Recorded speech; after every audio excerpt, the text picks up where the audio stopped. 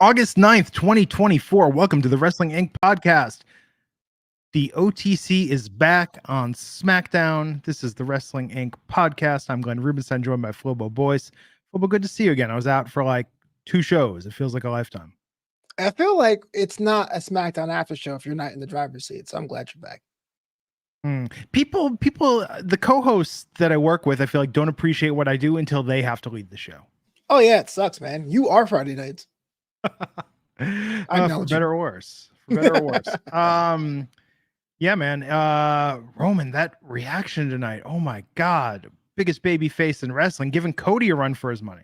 Yeah, you know, it's interesting. I when they said welcome to SmackDown in Tulsa, I was like, Tulsa? I don't know. But they actually mentioned this on Twitter. I was like, Trinidad Flag guy is in the audience, and you know it's going to be a hot show, and they totally delivered. So props to them. Yeah, it was good. We got new number 1 contenders for the tag team titles. We have got Kevin Owens getting a title match that he seemed disinterested in begrudgingly. Mm-hmm. Yeah. I liked it. Yeah, really it was interesting. So we're going to talk about that more. Let's talk about the news though first. Yeah, unfortunately, top story of the day, we have another death amongst our wrestling family. He actually was mentioned in today's episode of SmackDown. Kevin Sullivan, the Taskmaster, has passed away at the age of 74 after battling an illness. And, well, there's not much to say that hasn't been said about someone who has that visionary mind of Sullivan, but I'm sure we could take a moment in silence to say, hey, look, man, thanks so much for contributing to our great art and science. Absolutely, man. I mean, just such a dominant force in the world of wrestling, both as a wrestler and as a creative force. Yeah. It's interesting because like everyone thinks it could be a booker, but then like people who have the chance to try can probably burn themselves out in like 6 months. But to do that over time with moving parts and TV and all that stuff, it's understated, man. No, absolutely, man. 74 though. Hell of a run. Mm-hmm. Our thoughts are with his friends and family, of course, at this time. Absolutely. What else? Elsewhere, we got a little bit more insight to the final year of John Cena.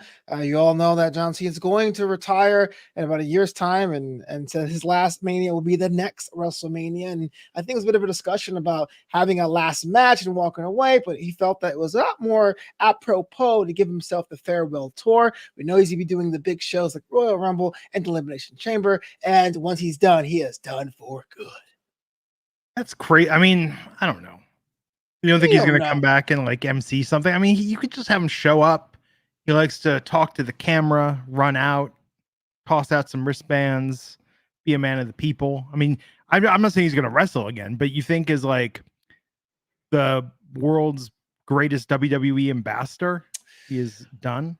I'm torn. I want to say that I think once he leaves, it's going to be a hard, I would say 3 to 5 or 7 years where you will not see Cena again. It's like he's older, yes, but he still has that like window of being leading man status, separate himself from the brand because WWE is on fire right now. And then when he's in his 50s or 60s, he'll always come back and do the whole wave in the crowd thing, maybe take a bump for some new upstart in 2035 or something. I mean, he's 47 years old. He's younger than I am. By like almost exactly a year. Yeah, but like not to like drag anybody because everyone is more fit and shape than I am. But Batista realized, look, to get better roles, I don't need to train 20 hours a day in the gym. The Rock is in his early 50s and he has to like basically stop work for 2 months to get himself back into shape. It is a hard sport, my man. And that's tough to make that your gimmick, to be like, I'm the guy that's in incredible shape. Mm-hmm. And to keep up with. And Cena's all about his strength, right? Like it wasn't like Cena was a submission specialist. The SCFU is pretty big deal, but you know, no, it's true. But if you become known as the body guy, it's like then if people meet you and you're not that, they're just look at Right Said Fred. Look at how buff they were in the early 90s when I'm Too Sexy came out. These muscular, bald men singing about how sexy they were, and now they're on the nostalgia circuit 30 plus years later, and people are like, you're not as good a shape as you used to be. It never crossed my mind about how buff they were. There's only one man who's buff, and his name was Bagwell, because he's the stuff. I'm just saying it's tough. Lou Ferrigno was in the audience tonight. You don't like if you say that was pretty cool. Pop your shirt off, and you know he's not like it's not the Lou. I mean, he gave 110% as he always does, but you know you gotta think Lou's not in peak bodybuilding shape. Oh, but he still charges $60 on an autograph, so might as well. Wow. Interesting. Yeah. I think Cena's farewell tour. I think this is smart on WWE's part to book this as an attraction to give him. I think the one more match, one last match idea is good, but as we've learned, like with the Undertaker, he's still doing that one dead man show, going to WWE appearances. It's like, yes, he's not wrestling anymore, but has he really retired? WWE, I feel like, promotes him, comes out at NXT. So maybe Cena does really go away, and we have this last year to enjoy. Yeah, look, I'm with that. You see the whole thing with Cena's streak of getting like beat up all the time at the end of these pay-per-view events or PLE events. Now here's a chance for redemption, right? So if you told him I'm going to go the last rodeo, Mickey James style, he's going to lose all these matches until he quits. So why not give him the year, have him some dubs, have him beat up A-Town Down Under, get the big events, and just swan song out. Does he break Flair's record? Nope. You don't think so? I always pegged him as the one to do it. I think those records are going to be from a bygone era anyway. I don't think it's a big deal for Cena. I think it's whatever with the company to do. And I don't think Triple H and companies are going to be like, you know what? You're going to be the guy. I mean, they've got more invested. They've got more ownership of him and association with him. I don't think, Woo energy aside, I don't think Ric Flair is in demand at the moment from any modern wrestling promotion. I understand, but there's a bit of a nostalgia thing. Like the 16 times sounds like very big gold belt era. I don't think Cena needs that. He is a first ballot Hall of Famer. He's cemented. Anything else would be kind of overkill. Yeah. Now, does Charlotte need that? I think that's a bigger question. Maybe, maybe not. I could see her breaking that and then just retiring. Because what else is there left to do at that point? I mean, if I think Charlotte is very gifted in the ring. I think she does good character work. Certainly largely responsible for the women's wrestling revolution of the last 10 years. But I will say she comes across as exceptionally OP, as the kids would say. There's very little suspense when she is in a feud. She usually wins. I mean, yes, you're absolutely right. But now I would say two things. One, she's usually transitional, right? Because she's the one to get all these number championships. But now you got Nia Jax, you got the Ricardo Gonzalez coming back, Rodriguez coming back, you got Jay Cargill. I don't know. You can actually make it a more of a humanized, nerfed Charlotte, as you could say. That would actually be amazing if they get her to tie it and then she just cannot. You make that the story. She cannot get that 17th win. You know? I don't know though. That would be a very different character for them to book her as. Yeah. You know? We'll see. We'll see. We'll see. What? Yes. I know this is the most platitude thing. We shall see. Yeah. Only time will tell. Flobo. Only time will tell, man. The truth. Yeah. Who's to say? Who knows? Yeah. The future's still unwritten, as Natasha Bedingfield once told us. What else is going on? The Backstage report that was saying via Fightful that some of the segments you saw on Raw, namely the tsunami from Bronson Reed to Seth Rollins and the attack on Dakota Kai, were just kayfabe attacks to cover up real injuries. We don't really know the extent of the damage of either superstar, but Dakota Kai and Seth Rollins, as foreseen right now, we're written out of WWE programming. Oh my God, Dakota just came back. I'm bummed about this. Hey, look at Danny Cocker in the chat. Danny. Yeah. What's up, Danny? What's up, Alicia? What's up, Ricky? Ridge Crew. Huffman Elite. Good fella, 1422. Good to see. A lot of regulars here tonight. Fins up. What the? I'm a Texans fan. It's all good. Yeah, that's interesting. Anything else in the news? And finally today, it looks like we have ourselves a contract extension. LA Knight restructured his deal to be able to be on the roster for the foreseeable future. It looked like his contract was going to be up next May, but that is no longer the case. He is locked up and part of Triple H's crew for the foreseeable future. He's not going to hit it and quit it? I don't know. It's like when Roman was like, I'll smash him. I was like, do you guys not know what this means? Smash him, hit it and quit it. We'll talk about it, but it was like, he's bringing that back, huh? And the Fox engines are like, that's fine. That's fine. I mean, that's like a very like Belle Biv DeVoe 1993 like New Jack Swing lyric. I'm just putting it out there. We can't hear half the chants, but hit it and quit it. Fine. Yeah. Standard practices. Solos on screen, cut to black. Cut to black, man. Yeah. Oof. Yeah. So before we get into it, did you see breakdancing? Breakin' made its debut at the Olympics today. I'm a hard believer that it should be a winter sport, but yes, I did see breaking today. We got destroyed though. Shout out to Japan. Yeah. Tomorrow, Breakin' 2 Electric Boogaloo when the men have their turn. Oh man, it's like a sequel competition. I mean, they just call it that. If the announcers don't refer to it as that tomorrow when that starts, I'm going to be so disappointed. He goes send an angry letter. Dear NBC, it was right there. There was a lot. Well, Boogaloo Shrimp is still alive. Mm-hmm. You know, from the Breakin' movies. Tony Basil, one of the original breakers on Soul Train, still alive. Jeffrey Daniel from Shalimar, guy who invented the moonwalk and taught it to Michael Jackson, still alive. I didn't think they did enough tonight or today to honor the legacy of breakdancing. Right. Well, That's here's my take.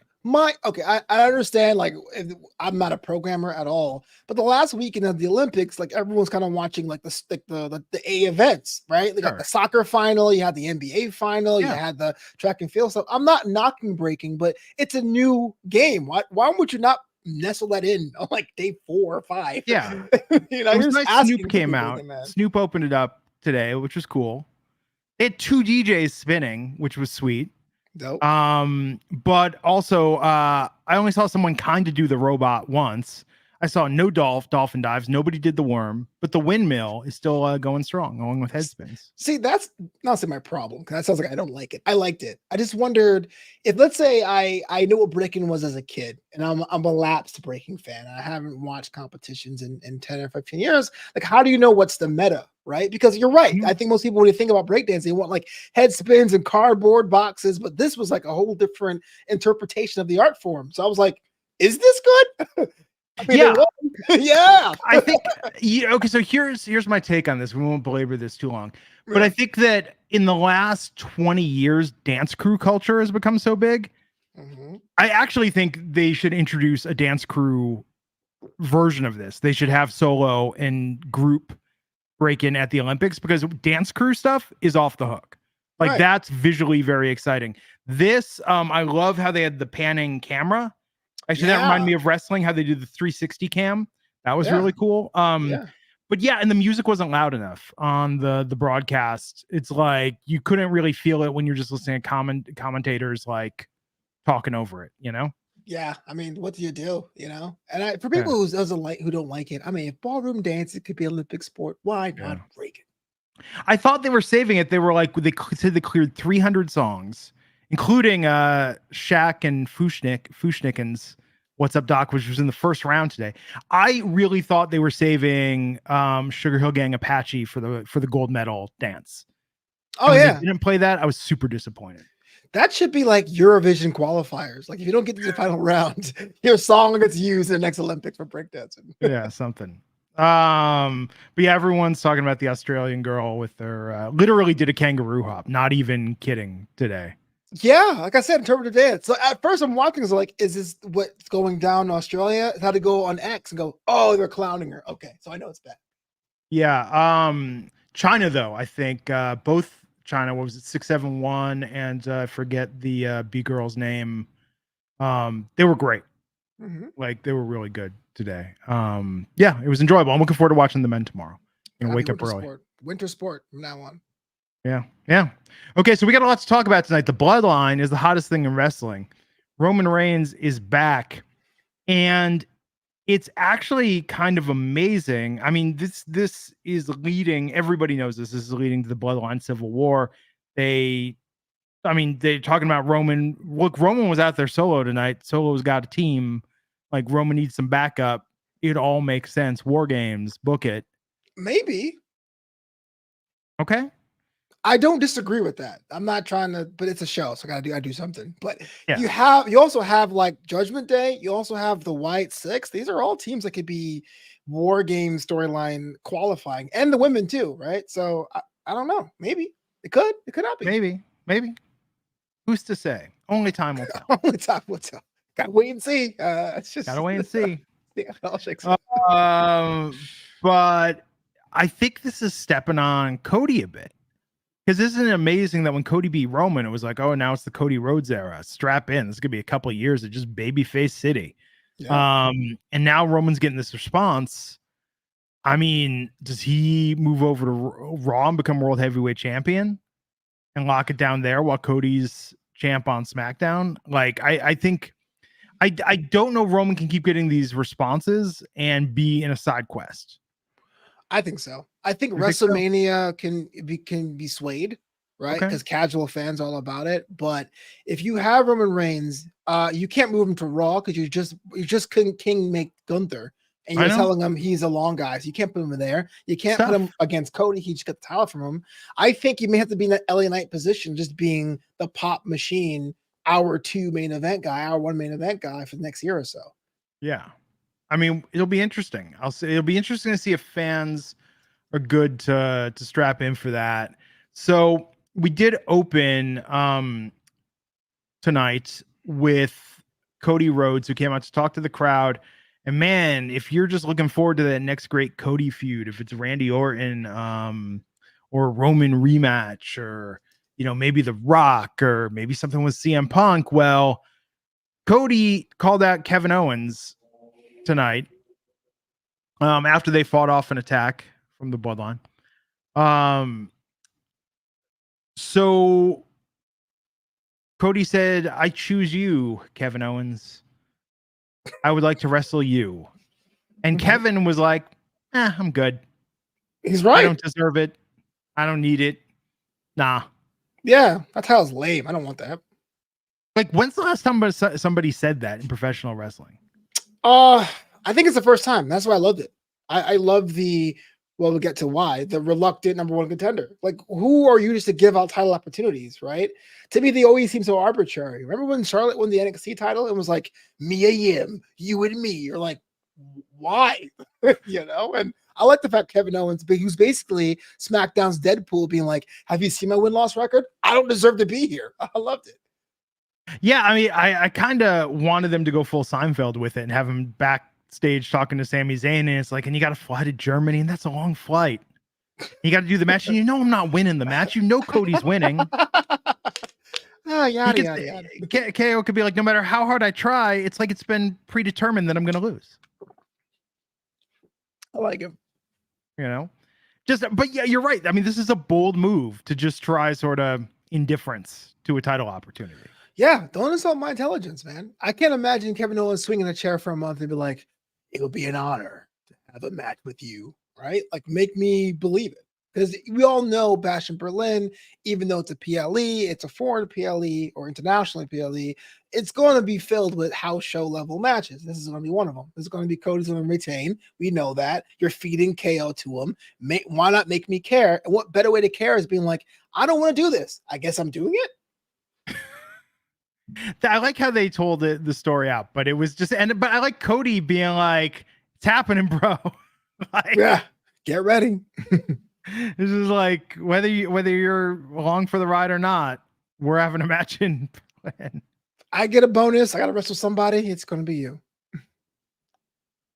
I mean, it would be funnier if they took it to that conclusion. Like, KO goes out there and he's like, I'm only here because I'm contractually obligated to. Like, maybe Cody tricks him into signing the contract. Like, hey, Kevin, you forgot to sign for your hotel bill. Oops, you're facing me in Berlin. And Kevin comes out there and he's like, I don't want to do this. Oh, man. You can imagine if you didn't watch wrestling, there's like a random German fan showing up and you're just seeing Cody Rhodes in like peak physical form beating up Kevin Owens wearing a t-shirt and shorts. He was like, I don't want to fight you. Why are you making me do this?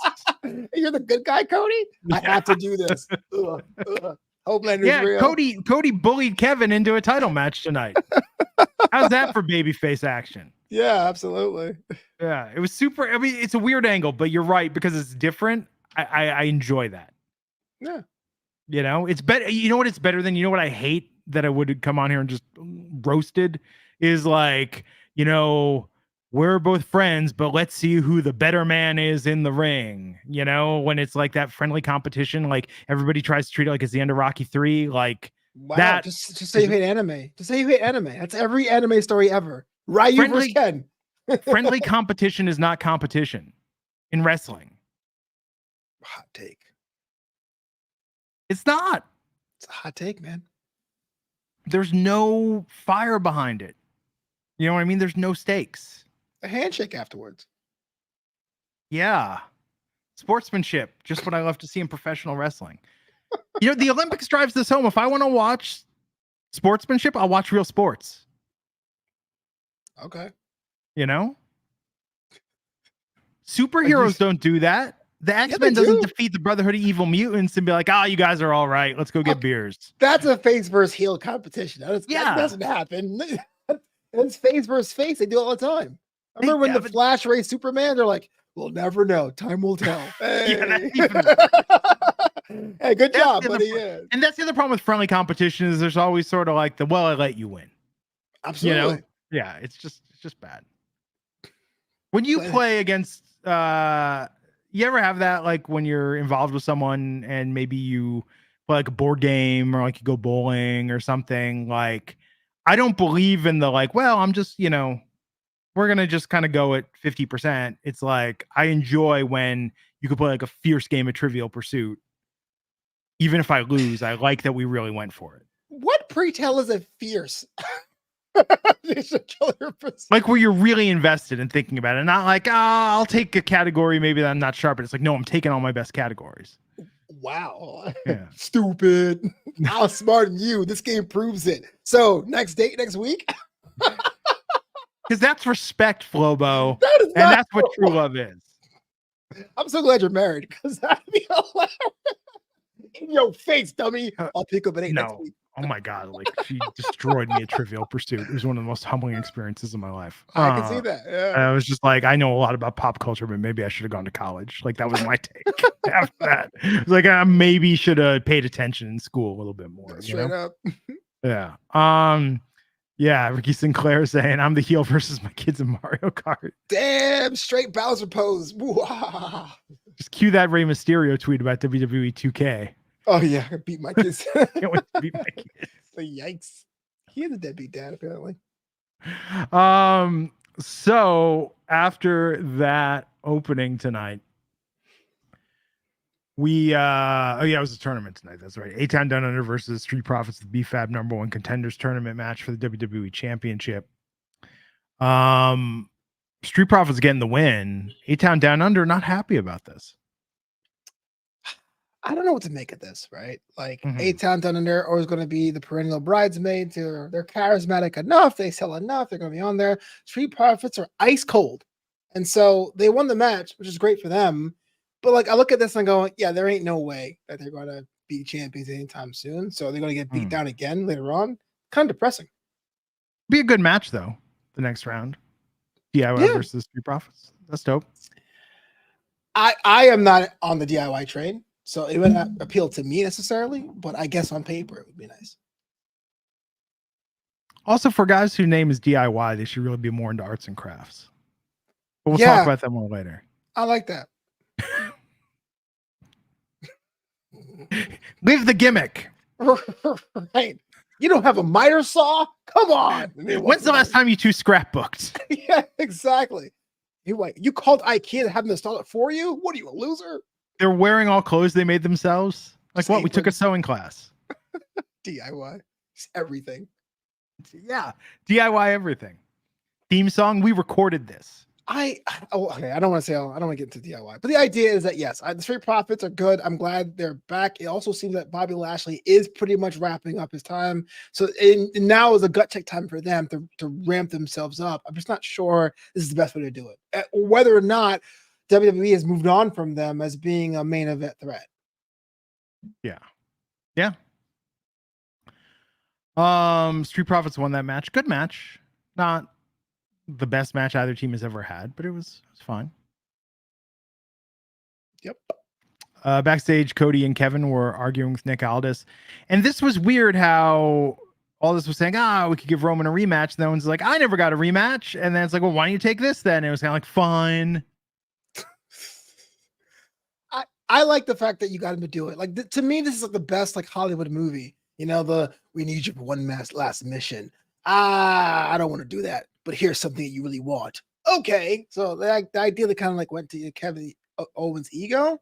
again, has me more invested as a long-term jaded fan instead of him being like, thank you so much, Cody, for the opportunity to get my ass kicked by you in Berlin. So I like this. And the fact that I got all this involved, it's a win-win.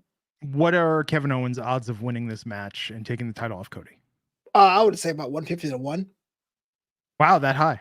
Mm-hmm. I was gonna say 1 in 1,000, but oh no. I mean, it's wrestling, man. I mean, come on. Maybe like the ref screws up, but screws up the count. But no, I think this could lead to a Kevin Owens heel turn. I liked it for him personally, but that side of there is just too many heels. Too many heels. Yeah, SmackDown. that's true. Right. So you got, we'll get to Santos. You got, I don't know what Andrade's about. I think he's face, but he's kind of doing a tweeter thing. Yeah. Possibly, I mean, lots of baby faces have his presentation. Yeah. Alicia has it right. Like I said, he's a Deadpool of WWE or SmackDown at least. Yeah. Yeah. We'll see. We'll see what happens. Tiffany Stratton organizing a celebration for Nia Jax. So smart she has a briefcase strap. Why didn't people think about that before? I know. Mm-hmm. And Pretty Deadly approached, saying they were going to become WWE Tag Team Champions. They have playbills for Pretty Deadly the musical. Have we heard any of Pretty Deadly the musical? No, and I wonder if it's going to be like an ongoing thing, or are they actually going to take time and actually build that out and be a long-term storytelling thing where they will be like a YouTube video of this musical. I'm kind of curious. I think they should, but based on how they're being booked, I think this is becoming like the Shining Stars and the timeshare brochures. Oh yeah, that's a very deep. The Shining Stars of the Caribbean. Oh man, that's a deep I wanted one. They were giving out those brochures at live events. It's like, yeah, you're gonna sell Puerto Rico, man. Just say Bad Bunny's gonna be there. That was fun. I like Pretty Deadly a lot. I'm not encouraged by how they're being booked. I like them a lot, but it was very apparent. There's Ice Cold and there's Dead Stop, right? They're the only person in this hot crowd that got no reaction, which says a lot because Tulsa's cheering for everything tonight. I mean, so they're barely on TV this year. Mm-hmm. Like they came in hot and they were getting more vignettes and segments, but I feel like this musical things were going on for like 3 months, but like one appearance, then nothing. And one appearance, then nothing. I hope they keep going, but I think you're right. They should be doing more web stuff. I feel the night after WrestleMania, that Raw will be singing their theme song because it's so unique and catchy enough. It will work, but they need wins. And I'm not sure if they're afraid of because of how they're portrayed as I don't know, ABBA fans. I'm not sure how you describe the main roster version of, because the song's very ABBA-like, but they're they're disco portrayed dancing. as ABBA fans. Is that code for something? No, but they're coming out and they're doing the high color and the high color, the colorful gimmicks and stuff. Whereas on NXT UK, they still wore the same stuff, but it was like leather and black and light blue, and it was very monotone. Secular Belt is pointing out that I also said Maximum Male Models would be better than LA Knight, and time will tell and possibly prove me right on that. Hey, I just want to say LA Knight got Max Dupree over too. That right there, amazing. Maximum Male Models still going strong. Hottest thing in Ring of Honor. Fair enough. Like being the most popular store at the mall in the year 2024. Wow. Yeah. Accurate. So my name is Orange Julius. That's a solid wrestler name.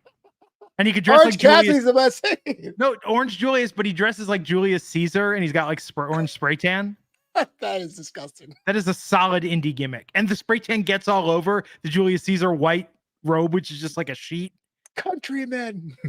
That would be so good. The merch itself. Yeah, OVW needs to book that. That'll so get over. That's a Hood Slam gimmick. Yes, it is. Yeah.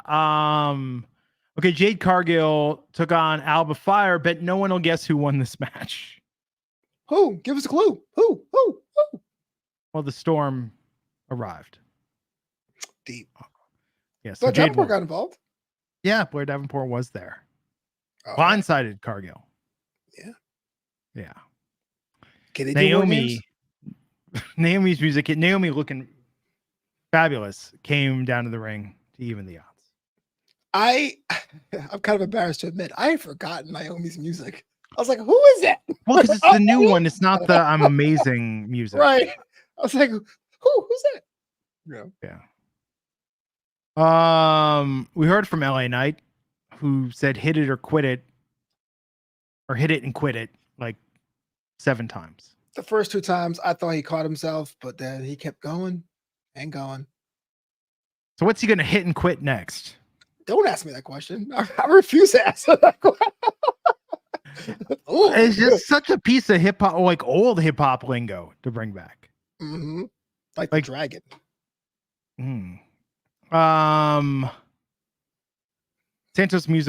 Santos Escobar's music hits. He came down to the ring. He congratulated LA Knight on becoming U.S. champ. And then Andrade came to the ring to face Santos Escobar. So, 2 things. I thought it was kind of cool that was the first time they actually wrestled. They felt like they were feuding forever, but they weren't. So it's kind of cool they got the first time match. But before that, can we talk about Giovanni? Yeah, oh yeah. Giovanni Vinci getting like this hybrid gimmick of like 5 things we've seen before. Yeah, so you're getting the fancy like Italian lifestyle, but he's not in Orlando trying to take pictures of him backstage someplace. He's in Vegas. He's doing the thing, Vedi Vedi Vici, which works. I'm not sure if he's a model anymore, but it's interesting the fact they're trying to repackage him once more to be his own man on SmackDown. Very Transporter Cesaro. You know what? Here's a hot take, and maybe not a hot take anymore, but Cesaro will always be held up as an example of how the machine could put you over the top. Because I felt like after WWE, Claudio's never hit the same. I don't know why, but because they went from having him look literally like $1 million coming out in that tearaway suit to them being like, well, he's an exceptionally gifted tactical wrestler and technical wrestler. True, but I remember which is good. Yeah. Agreed. No, I agree. The bar stuff was my favorite tag team, all that stuff. But when he was at the end of his career at WWE and they had like the little green like matrix things, I thought it was great. But then I see him now and I go, oh, he's so good. But like he doesn't feel like he's a big deal. Anyway, at the point. You're saying, yes, it looks like a bit of a retread for Giovanni, but I'm glad he's landing on his feet because the way he was written off of Imperium, it was kind of dirty, you know? Yeah, I'm with you. Santos versus Andrade, #1 contenders match for that U.S. championship. And were you surprised that Santos got the win, not Andrade? Not at all, my friend. Not at all. I got to give a shout out to this guy right here. So Runa Verma is like, you guys are lame. I'm leaving. All right, peace out. Because I enjoyed this matchup. Andrade and Santos Escobar gives us 2 different styles of what the lucha craft is going to be. I'm not sure what Andrade is going to be, but I do like the fact he's still being featured regularly. He's only one storyline away from the next level. And Santos, hey, did he get the win? Well, he did get the win because with the help of Carmelo Hayes, but there's still room for him to improve as well. And Apollo Crews and Baron Corbin appeared. Are they bikers? Maybe that's their gimmick. I like it. They're the what'd you call them? The Wolf Crews? The Wolf Crew? The Wolf Crew. The Wolf Crew. I would not do that. That's like very Wolf Dog, very Lobos Locos. Yes, I know. But they were wrong with Angel and Berto, the Los Lobos Locos. Ooh, maybe because the Wolf infringement. Maybe that's why they're feuding, because Baron was like, I was un solo Lobo first. Un solo Lobo first? Yes. Get that demographic for luchadors. I love it. Yeah. Or I guess that would it be un Lobo solo? Yes. But anyhow, so Baron does not like that they are Los Lobos Locos, and he needs to take them out. Got a question for you. Will that mean the United States Championship division is like the most defined division in the main roster right now? We actually know who our #1 contender are, #2 contenders. Like we actually have completeness there. Because I think with Cody, you need story. Look, if they're doing this with Kevin tonight, they could have gone that route because we got 3 weeks till Berlin. They could have said, we're going to have a tournament, yada, yada. And Kevin is going to be like, you're my friend, but I want this opportunity. That would have been the other way, is that he could have asked Cody for it. And Cody's like, man, you gotta earn it. So Cody could have set up a tournament, had Kevin blow through some guys, win, and then face Cody. That would have made sense. But if they're I think what they're realizing is that like Cody is the soap opera storyline right now. True. I'll give you that. But I also remember very vaguely the United States tournament that Kevin Owens was in about 8 months ago, the one that Logan eventually won. Or was he the number one contender for that one? I kind of feel there's a lot of tournaments happening. So I get trying to do something different. I just think it's kind of interesting that LA Knight has a rogues gallery of choices now of who can be, whether it's Carmella, whether it's Santos, whether it's Andrade. And where meanwhile, the main title of the brand is like, anyone wants this? Does anyone want to? Anybody? Kevin's like, I'm good. Nah. Okay. Go to that locker room and find somebody else. And Cody's like, I don't know who else there is, man. It's got to be you. No idea what's going on. Yeah. This was fun. It was a fun match. These guys did good together. I think Santos. The problem is Santos and LA Knight have been. I mean, they've been having these exchanges. So okay, this is going to be the conclusion of this. Like, I don't think Santos is winning. Yeah. I don't think Santos was winning either, but I also feel like it's a chance for him too. I felt like 2 years ago he was like the guy, right? He was brought to the main roster. He was hosting the WrestleMania thing. You know, Legato got a whole upgrade, in my opinion, of the personnel. The LWO, yeah. But yeah, it's kind of floundering in the mid card. Yeah. So then we had Pretty Deadly versus your favorite tag team, DIY. I thought Pretty Deadly could win this until DIY won. I thought tonight was the start of the Pretty Deadly comeback. I thought Pretty Deadly winning would have been great because you told me, DIY told me it was going to be a redemption arc. And if they didn't get it, they're now lower. So that would help everyone. It would help everyone if Pretty Deadly were to win this matchup, but they didn't. And so I go, what happens now? Or do they go back to their musical? Are they trying to get another opportunity? Are they just hanging out right now? I feel like even if you're going to feed Pretty Deadly to the tag team champs and lose, at least you can say you have them occupied for 3 or 4 weeks. Whereas DIY be like, I can't believe we lost to Pretty Deadly. What are we about? And then to have them start over. Yeah.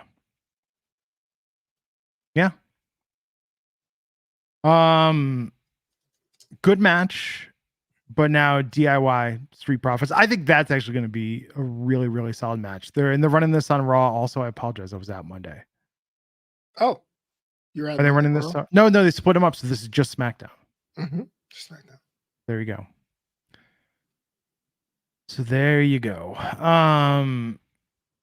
Then we heard from Solo Sikoa, who kindly asked the audience to acknowledge him. Yeah, everyone's being a bunch of jerks.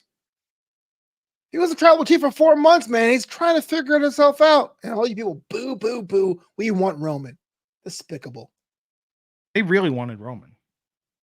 I mean, but why? He's not tribal chief. He's a guy who has no title. The red things are on Solo's shoulder. Roman's OTC is over the counter now, baby. I hate that. No, actually, I don't say I hate that. I feel like if I bought that merch, I would have to explain to everyone I see what that means. That's not fun at all. As someone who takes Prilosec OTC 3 times a year, first thing I thought. Okay. Here's my Billy buddy, right? Yeah. I'm a hugger. It works out for her because she's a hugger. But it won't be like IAH. You'd be like, what is that? The Houston airport? Come on. Nothing made me feel more grown up than when I started knowing airport codes off the top of my head. Oh, man. It's a dream of mine to go to Sioux City, Iowa. SUX. Oh, yeah. You should, just for that, find a cheap flight. Yeah, fly sucks. Yes. Okay, so Solo's out there, and then Roman comes out, and he takes out some members of the Bloodline, and snatches the necklace. But this stare down between them is very interesting, but it does seem in this storyline Roman is outnumbered. This is actually happening faster than I thought it would. I get they want to take the momentum back, but to your point, yes, there are other people that could be in war games, but based on this, and by the way, the crowd's chanting OTC, Roman, I can't remember Roman ever getting a reaction like this. Positive. Yeah. How soon do we get this Bloodline? I mean, war games just makes so much sense to have Roman, Jimmy, Jay, and Sammy. Agreed. Well, yeah. Okay. I'll give you that. But we don't know the extent of Fatu's injuries. And we also need weeks of Roman doing that like apology tour, being like, yeah, kind of shattered your dreams, took money off your plate. Won't you be my friend? It's like, this is why I kind of wish it happened a little bit later, because even though Solo is set up to not be the real tribal chief, I felt like people didn't even believe him enough. I wanted that, like, we don't like him, but he could be very strong kind of thing. But now it looks like Roman can just snap him in half, which is weird because a year ago, Solo was the heavy. Yeah. Nobody ever thought Solo was the tribal chief. I did. I do. Wait, really? I will. I don't know. I don't know the parts at hand, but I was okay. If you want to have a Bloodline versus Bloodline, make us be so tired of this thing, but have it, we're not going anywhere. Like the McMahon Helmsley regime, I'm dating myself, that we saw it every week, and give me that 6 months later. But I'm not complaining. Well, you brought back Roman, great. But I'm just saying I would have been down if it was stretched out a little bit longer. I didn't realize this. Survivor Series is 16 weeks away from right now. Okay. Is that long or short? That's a long, 4 months. Yeah, that's what I'm trying to tell you. It's November 30th. It could not be any later in November. Yeah, that's pretty late. Yeah, so I'm saying that it's like if we're getting that, I think that's what the people want. I think they want Roman versus Solo. You know what? And maybe that's what they do. Maybe for Bad Blood or whatever the next WWE was, maybe they say it's Roman versus Solo alone, but then Bloodline crashes, beats him up. Then Jimmy J, Sammy come out, make the save, get the stare down, and they say, okay. Then that builds to War Games. I mean, absolutely. The one thing WWE has told us now in the Triple H era is that they can make stories be as stretched out as they want to. And there's no September pay-per-view that I can think of, right? It's Bad Blood. Blood's October 5th. So yeah, so it's Berlin, free month, Bad Blood, and then War Games. So okay. I mean, it's not a lot, but at the same time, you're going to have a lot of tag team matches, a lot of trios matches, a lot of women's matches. Okay, but I'm calling it. That's where we get Roman Solo alone. I was going to say Solo. That's when we get them alone. Here's a question, and I don't want to stir the pot, because we all know we think about War Games being a big four, but as somebody who is an anti-Survivor Series, I'll say this: Survivor Series. I think Survivor Series is dead as a concept. The fact you have to graft things onto it every whatever. I'm being positive here because I don't want people to leave. If Saudi Arabia calls and go, hey, look, first week of November, have that match over there. How do you tell them no? Not sure why Saudi Arabia will call. They probably use a cell phone. I don't know why. Like, hello? No, they'll say, hey, look, they'll text, hey, Crown Jewel. It's important. Question mark. Yeah, Crown Jewel, you up, bro? Bloodline versus Bloodline. Let's see. When is Crown Jewel? November 2nd. Mm-hmm. Okay. I'm not agreeing. I'm not saying it's better. I'm just saying what happens if that happens. Like, you got to figure out all this stuff. But this is what this represents, right? When The Rock showed up, we were like, this represents The Rock versus Roman. Didn't quite get that. Yeah, but this represents, I think that's the match everybody wants. Okay, so the matches everybody wants to see with Roman back. We want a Roman versus Cody rematch. They're not giving that away anywhere but a Mania or SummerSlam. Mm-hmm. They want Roman versus The Rock finally. Mm-hmm. Not doing that way Mania or SummerSlam. Mm-hmm. And we want the big Bloodline Avengers versus X-Men fight. Right. Which makes a ton of sense for War Games. And Randy. Cody, well, no, I'm saying the Roman, now that Roman's back. Oh, fair enough. Like, what do we want involving Roman? Fair enough. I mean, I'd like to see Roman versus CM Punk, but like... There's also Seth Rollins too, but that's kind of a down the line thing. Yeah. Time will tell. We'll see. Time will tell. Who's to say? Who's to say? Who knows? We will see what's in store. We will. Good show though tonight. It flew by. It did. I felt like in the summertime, those are kind of not the worst episode, but the ones that drag. But it was kind of a cool clip. The crowd was super hot. We're seeing some new characters and get introduced and reintroduced. All good. Yeah, it's exciting, man. NXT's on Tuesday. It's gonna be fun. Yep, NXT. We're outside the Great American Bash. Let's see who takes that brass ring. Yeah. And before you know it, NXT's going to the CW. Don't get me started. I don't know Raw's what we're going to gonna do. Netflix. I don't know what to do. How I'm gonna watch the East Coast feed. Still working that out. But we're still working that out. But I will say this: CW NXT could be the biggest thing, but it may change the DNA what NXT is going to be. So I'm super excited to see how that actually shakes out. Will it be more gimmicks? Will it be more like drama? Will it be more like vignettes? You know? I don't know, man. It's felt light on story lately. I agree. You know, I like my stories. Who's your guy right now, or gal? And NXT, I think Tatum Paxley has a lot of potential. I'd like to see what they're doing with her. I think Javon is really good. This Wesley heel turn intrigues the hell out of me. Did not see that coming. In fact, even though putting in the main event, I was like, see, I said MSK is going to win. Right. So I like that. Unpredictable is good. And we'll see. Sol Ruka, I think I'm rooting for her, but if they're putting her more in a tag position, that's tough. Nikita Lyons maybe will be back from injury. I think we're only a couple more months on that. To talk about theme songs I like. It's a cool theme.